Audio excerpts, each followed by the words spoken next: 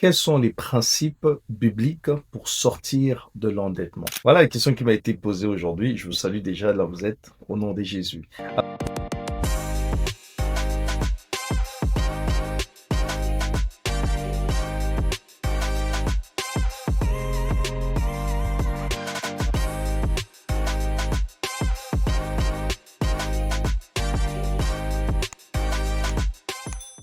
Alors, sans plus tarder, allons très rapidement dans la réponse de cette question pertinente.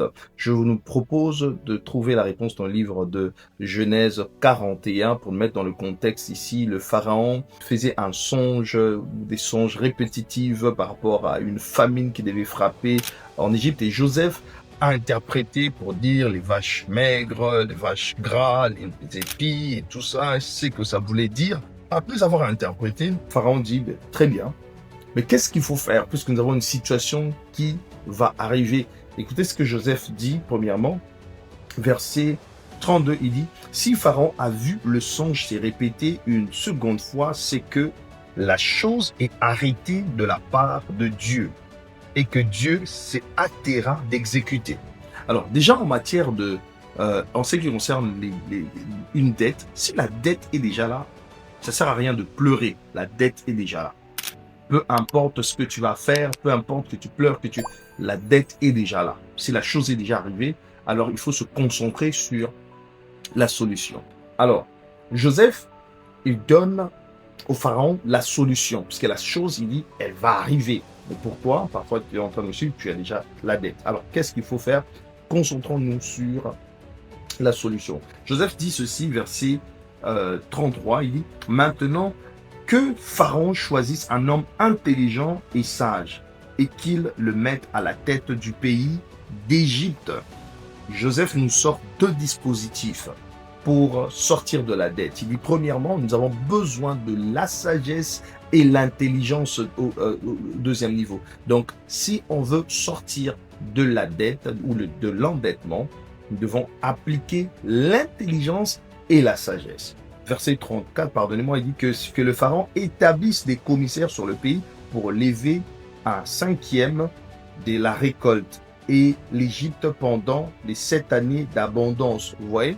Pour ceux qui ont déjà le travail, parce qu'ici, c'est vrai que la famine allait venir, mais il dit pour résoudre le problème, nous devons mettre un peu de côté, il dit un cinquième. Ici, c'était par rapport à la sagesse de Joseph. Alors, si déjà vous avez un travail, c'est très bien.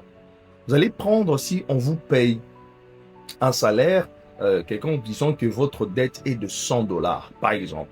Votre dette est de 100 $, sortez un peu dans les salaires que vous avez, continuez à payer votre loyer et tous les restes des charges que vous avez, mais sortez un peu pour payer la dette.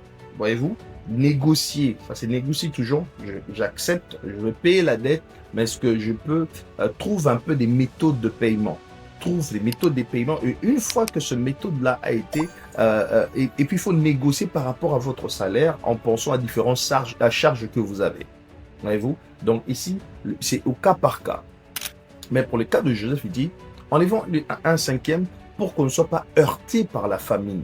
Donc, il faut une sagesse, il faut mettre une sagesse en place, il faut mettre de l'intelligence. Ne pleure pas par rapport à la dette. Est-ce que tu as un travail? Oui. Ok, si tu as un travail, maintenant on va négocier. Tu gagnes 100 $, mais la dette est par exemple de 50 $, mais tu as des charges de 80 $. C'est pas la fin du monde. Prends les charges que tu as de 80 $. Parfois, tu dois vivre seulement au minimum, tu ne peux pas te permettre des restos et des dépenses quelconques parce que tu as une dette. Alors, va maintenant négocier pour que ça ne puisse pas te déranger. Dis, est-ce que je peux commencer à donner 10 $ par mois? Si ça passe, c'est bon. Donc, tu essaies de négocier. Si la personne dit 20 $, tant mieux. Donc, tu sais que tu n'as pas beaucoup de marge de manœuvre. Tout ce que tu auras comme 20 $, c'est la période où tu te sacrifies, pas des restos, donc c'est-à-dire pas des dépenses additionnelles, une intelligence. Je ne peux pas, par exemple, pendant que j'ai des dettes, je me permets des restaurants, je me permets des sorties inutiles, je me permets certaines choses. Donc il faut une certaine discipline pour finir. Comment payer la dette?